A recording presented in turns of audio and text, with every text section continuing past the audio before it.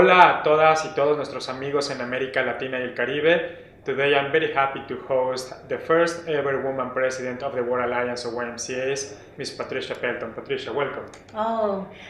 Buenos días, um, mis amigos y mis amigas. Happy to be here. Thank you, Patricia. Patricia, you are making history. This is the first time our organization is choosing a woman as a president. How do you feel this morning? Well, I've had a little bit of time to have it rest with me, and I'm very, very happy. I'm happy for the movement, Antonio. We've had 174 years of working, serving women and men, and yet we have never had a woman in this position as the president of the World Alliance of YMCA. So I'm very happy for the movement. What would you like to say to the young people back in Latin America and the Caribbean who are watching us today about the meaning of this for an organization such as the YMCA? I had humble beginnings in Canada, and I have worked very, very hard. When you find your passion and you're a hard worker, you just keep going, and good things will follow. To particularly the young men and young women who have worked so hard to try to find equal woman voice of women. I think this is going to be an outstanding moment in terms of what comes next. And I would encourage all women and young men who would like to have more leadership positions to work hard and give it a shot. The worst that can happen is that you don't attain a position, but then you can try again. Mm-hmm.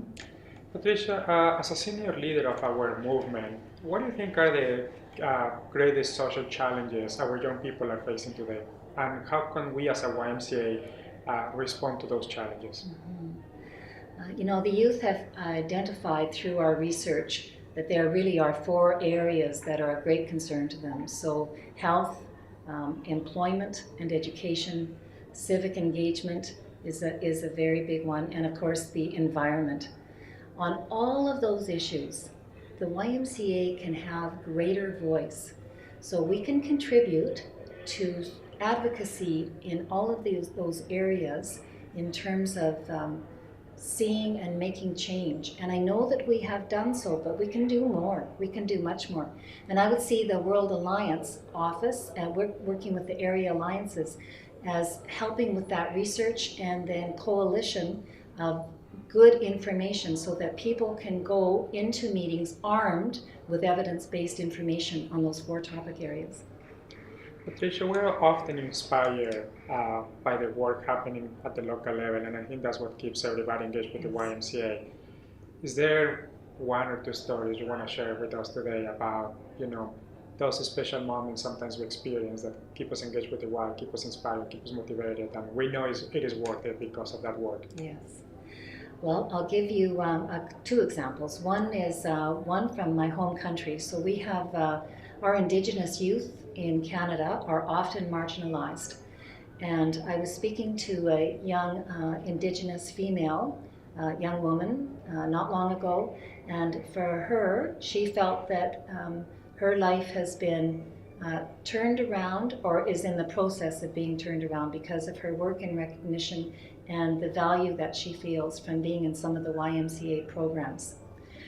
Another good example, and it's more of an international one, Antonio, is the one from Kosovo.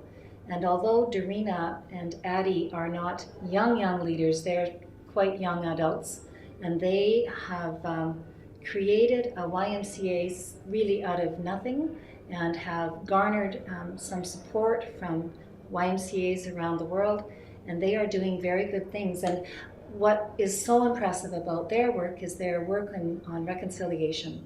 So there were huge problems, border problems and atrocities that were committed, and they are very successfully working towards reconciliation.